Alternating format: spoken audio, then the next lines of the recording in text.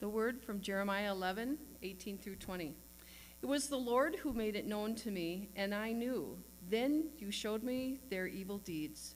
But I was like a gentle lamb led to the slaughter, and I did not know it was against me that they devised schemes, saying, let us destroy the tree with its fruit. Let us cut him off from the land of the living, so that his name will no longer be remembered. But you, O Lord of hosts, who judge righteously, who try the heart and the mind, let me see your retribution upon them. For to you I have committed my cause. The word of the Lord. Thanks be to God. And from James 3:13, who is wise and understanding among you? Show by your good life that your works are done with gentleness born of wisdom. But if you have bitter envy and selfish ambition in your hearts, do not be boastful and false to the truth. Such wisdom does not come down from above, but is earthly, unspiritual, devilish. For where there is envy and selfish ambition, there will also be disorder and wickedness of every kind. But the wisdom from above is first pure, then peaceable, gentle, willing to yield, full of mercy and good fruits, without a trace of partiality or hypocrisy. And a harvest of righteousness is sown in peace for those who make peace. Those conflicts and disputes among you, where do they come from?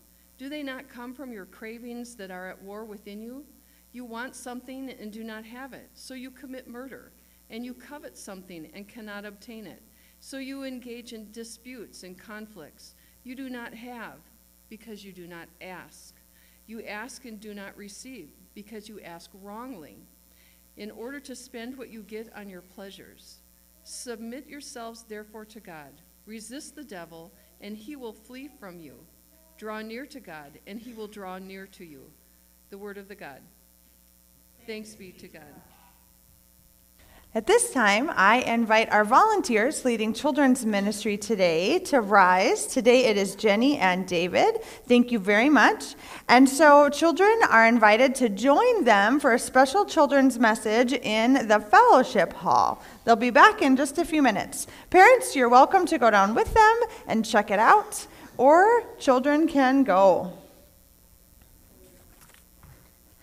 Adults, I invite you to stand as you're able and join me in the gospel acclamation found on the bottom of page 3 of your white worship bulletin.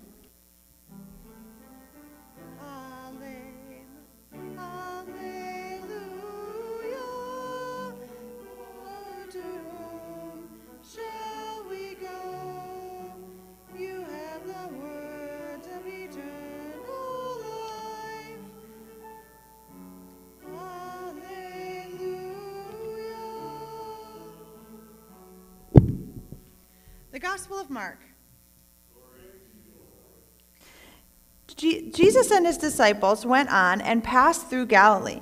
He did not want anyone to know it, for he was teaching his disciples, saying to them, the Son of Man is to be betrayed into human hands, and they will kill him. And 3 days after being killed, he will rise again. But they did not understand what he was saying, and were afraid to ask him. Then they came to Capernaum, and when Jesus was in the house, he asked them, what were you arguing about on the way? But the disciples were silent, for on the way they had argued with one another who was the greatest. Jesus sat down, called the 12, and said to them, whoever wants to be first must be last of all and servant of all. Then he took a little child and put it among them, and taking it in his arms, he said to them, whoever welcomes one such child in my name welcomes me, and whoever welcomes me welcomes not me, but the one who sent me. The Gospel of the Lord. Praise to you, Lord Christ. Please be seated.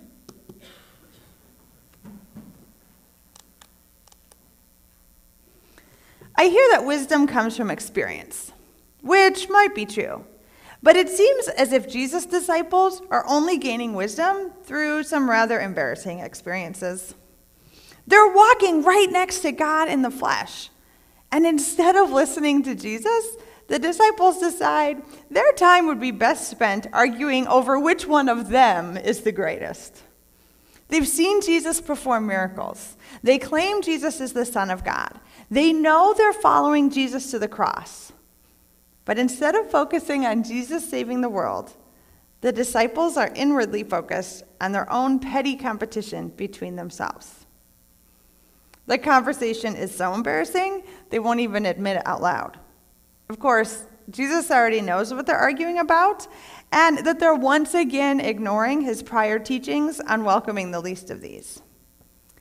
Even though he's explained the concept several times already, Jesus patiently sits down and teaches them all one more time. God does not see greatness in the way that humans do. From God's perspective, true greatness is found in the kindness shown to the most vulnerable people in our world. Jesus, as God made flesh, walked around on earth to model for us a life of greatness shown in very mundane ways: peace, gentleness, humility, mercy, and honesty. Jesus honestly cares about the babies and the lepers and the prostitutes and the tax collectors and all the others whom the world has dismissed as unimportant. Jesus' humility turns our notions of greatness upside down. From Jesus' perspective, true wisdom and true greatness is found in the kindness you show to the most vulnerable people in our world. Plenty of us are nice to people who will be nice back, or when our kindness will be noticed, or folks we're supposed to be nice to. But Jesus said our true test of character is how we treat those who can never repay us. Our modern news cycle is full of politicians arguing about which one of them is greater than the other. They're trying to prove to us which one is the most powerful and the most wise. Jesus is inviting us into a very opposite truth. Abundant life comes not from gathering power, but from displaying vulnerability, not through accomplishments, but through service, and not by collecting powerful friends, but by welcoming the weak. We know this, of course, but much like the disciples, we forget it. Personal ambition is so central to our lives that even we pastors get caught up in accomplishing something great. And we occasionally need godly reminders that we're called to service, not success. Until God reminds me once again that true wisdom comes from humility and that true greatness comes from humble service. Every week, when I come into this building, I see Christ the King's commitment to those whom most of the world ignores. Because Monday through Friday, we're hosting multiple clients from Prime Horizon. Adults with physical, mental, or emotional challenges. Adults who are often invisible to us. In our modern world, adulthood is associated with independence more than age. As young people get a car, get a job, move out, manage their lives on their own, we begin to think of them adults, whether they're 18 or 38. But most of the clients at Prime Horizon, they're not going to be able to meet all of those milestones. So even if they do work, even if they do move out of their parents' house, even if they manage their own finances or vote, we sometimes act as if they don't have a lot to contribute to society. I often catch myself thinking that the work I'm doing in my office is so much more important than the work my friends are doing down the hall. Until God sends a reminder of humility through this story from Pastor Lisa Bates Froyland from our partner church at Redeemer Lutheran in Milwaukee. Earlier this summer, Lisa opened the church doors mid-morning to find 5 Prime Horizon guests and 2 aides standing on her doorstep. "We're here to help," they shouted. Someone had signed them up to help serve the noon run meal for the homeless who come to Redeemer every weekday for lunch. Now, during the school year, Marquette students do that almost all the time as a volunteer project. But over the summer, Pastor Lisa is desperate for volunteers. Of course, no one from Prime Horizon told me they were going, so no one had warned Pastor Lisa they were coming. So that day, when Lisa opened the door, she was very unprepared to welcome the group of differently abled adults who showed up. With a fake smile plastered on her face, she escorted the helpers into the kitchen, handing them off to the kitchen coordinator, Danielle, with a very apologetic look on her face. Thinking to herself, this is going to be a disaster, Lisa escaped the kitchen responsibilities as gracefully as possible.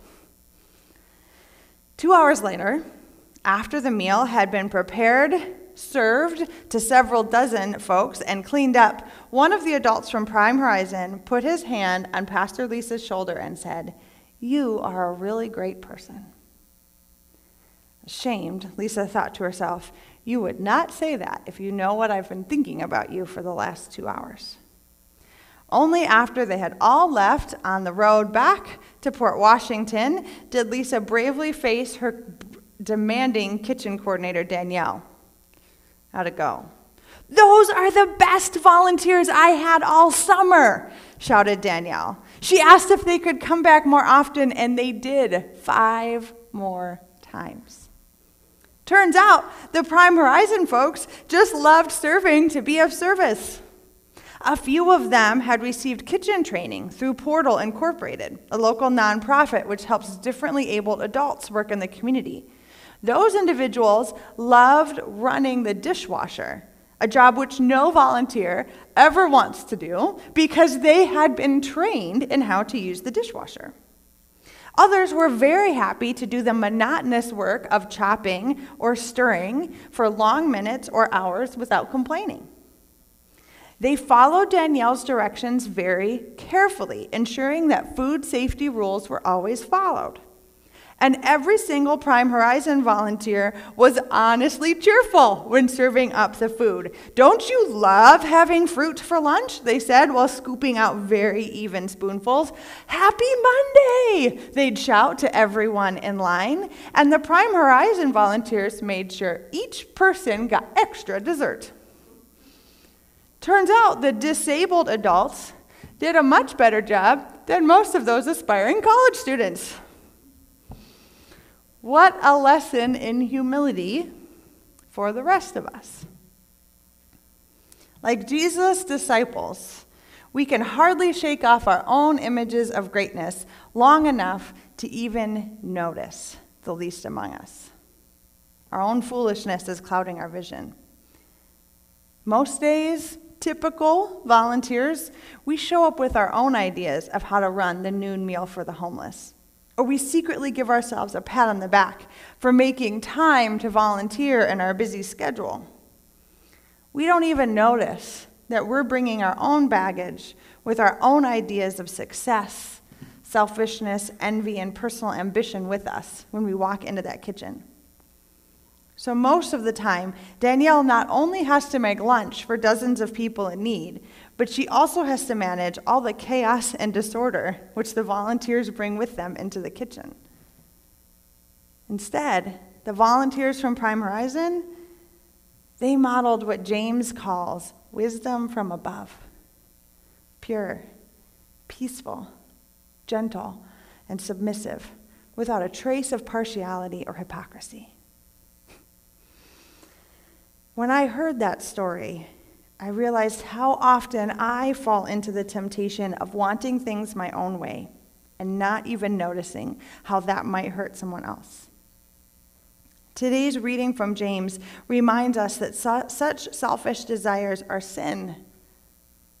But frankly, I don't remember murdering anyone or doing any of the other horrible things James mentions, so it's tempting to just skim over that passage and pretend it doesn't apply to me. It's much easier for me to see when other people's bad decisions have led to chaos and conflict and disaster. There is plenty of blame to go around, and it's really uncomfortable to consider that my own choices might be selfish somehow.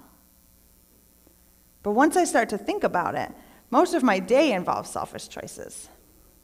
When I get dressed in the morning, I don't know who made my clothes or whether they were paid a fair wage. I'm not all that concerned about the people who don't have enough clothes or shoes, as I'm choosing from the multiple options in my closet. When I go downstairs for breakfast, I don't really know where my food came from, whether the farms are damaging the earth for future generations. I'm not sure whether the farmers have enough food for their children, and so it continues all day long. I don't mean to be selfish. I don't mean to be hurting others. It just happens. We're caught in this web of sin. We can't free ourselves.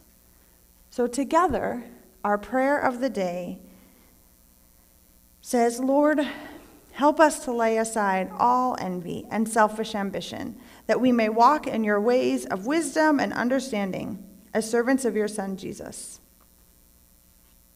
So step by step, we keep making small choices which lead us into the way of wisdom. Buying Mount Meru coffee, even if it costs a few cents more, because at least then I know that my sisters and brothers in Tanzania have a job. Maybe I sign up to serve at the noon run meal in Milwaukee, even if it's inconvenient for my schedule. Maybe I keep fighting for our country to welcome more immigrants and refugees, even though it's unpopular. James is not trying to shame us or embarrass us, just like Jesus didn't scold the disciples. Our readings today are just another reminder to ask ourselves, how much respect do I show the people who are essentially invisible in our world? How concerned am I for the rights and quality of life of those who, for the most part, nobody really cares about? What steps is God asking me to take today to walk more in the path of true wisdom?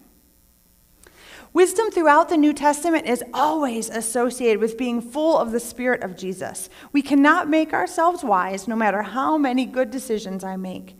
Wisdom happens to us as the Spirit of Jesus lives in us and begins to show through us. For James, wisdom is the practice of living out our faith in our daily lives. Jesus' death and resurrection freed us from human ambition and human greatness. Inspired by God's living in spirit inside of us, we consciously choose to walk humbly with God. Following Jesus doesn't let us avoid the commonplace obligations of everyday life. Instead, we try to live our daily lives following Jesus' example. Being careful with our time, watching our tongue, being kind to others. It seems that wisdom really does come from experience. The experiences of making mistakes, of receiving forgiveness, and then trying once again to plant godly seeds of gentleness, humility, and kindness in our world. God takes our ideas of greatness and wisdom and turns them upside down. Worldly wisdom may promise the good life, but it leads to chaos and destruction every time. Ultimately, true wisdom comes from God. God's greatest accomplishment happened in the weakness of the cross. As Jesus died, he cried out, "Father, forgive them, for they know not what they've done." We also don't know all of the sins we've committed or all of the sinful messes we've gotten caught up in. But we do know that Jesus died for each and every one of those sins. Jesus died for you. Jesus died for me, for the homeless and the politicians, for the children and adults, for the healthy and sick. Jesus died for all of us. And because of Jesus' death and resurrection, we have been invited to give up our own foolish ideas of accomplishment and instead walk the godly path of true wisdom. Serving others, putting others' needs above our own, admitting our own vulnerabilities and letting others serve us, showing kindness to a child, welcoming a stranger. They're not glamorous tasks, but they're tasks which are available to each of us every day. And each time that our faith gives us the courage to reach out in compassion, we take one more step along the path of godly wisdom. May we be so filled with the Spirit that our lives are a constant example of drawing nearer to God and receiving God's greatness and humility. And when we stumble on God's path, may we be surrounded by those who truly exemplify humility, like our friends from Prime Horizon, who showed God's love to the homeless, and who showed God's love to the pastors, who thought they knew it all. Dear God, may the world see less of me and more of you. In your name we pray. Amen.